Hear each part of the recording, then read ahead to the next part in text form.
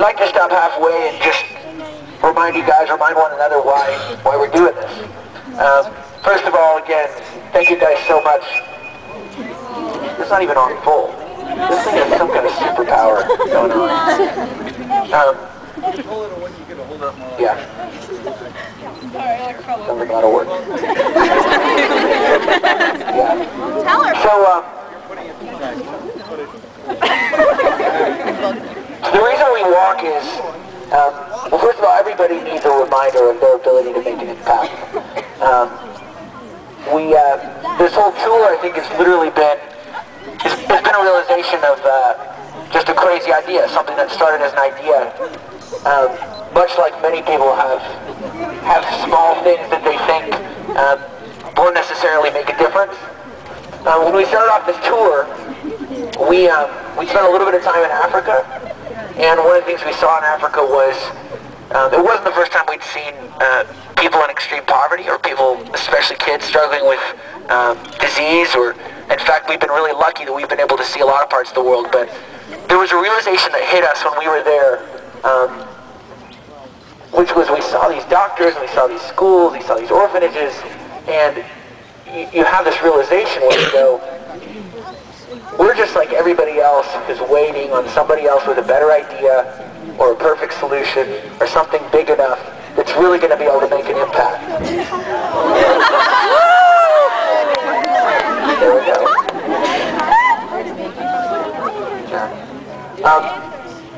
The walk is each of us being reminded that we truly do have an ability to make an impact on things that seem too big to face. If you think about, wow.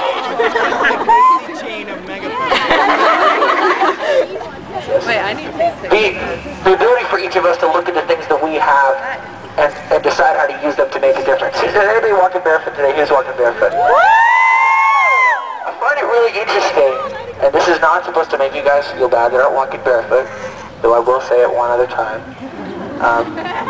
You think about these things that we do every day. Think about simple things we buy. Even people that are struggling in this country still have access to many things that people in the developing world don't have access to. A pair of shoes is one of the most minimal things. It's funny how when you ask somebody to take their shoes off, a lot of people are like, okay, I don't know about that. And it is kind of gross. You're walking down the street, believe me, our feet are gross as so people can see. 65 miles does not make for pretty toes.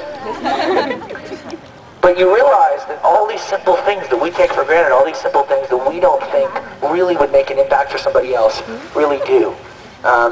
When we started this tour, we've had this partnership going since last fall with a company called Tom's Shoes. Does anybody have Tom's here? I know there's some Tom's here. That's a lot of Tom's folks. Tom's Shoes is one example for us. Every time you buy a pair of Tom's, they donate a second pair of shoes.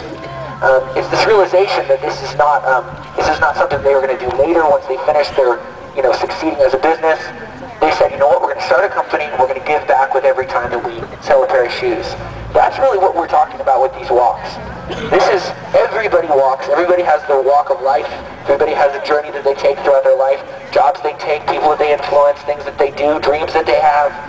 And a lot of times we're trained to think, one day when we get enough money to get that Escalade and, all that other stuff, that we all are, the bigger house and all the better, bigger, better stuff in our life, that we're pursuing something. We're supposed to wake up one day and be happy because we've been pursuing more success,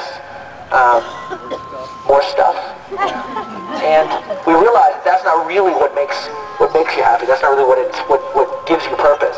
And you realize that in our walk, in our daily life, in the things that we do, in the jobs that we take, in the ideas that we have, there are so many incredible opportunities for us to be using those things to make a difference.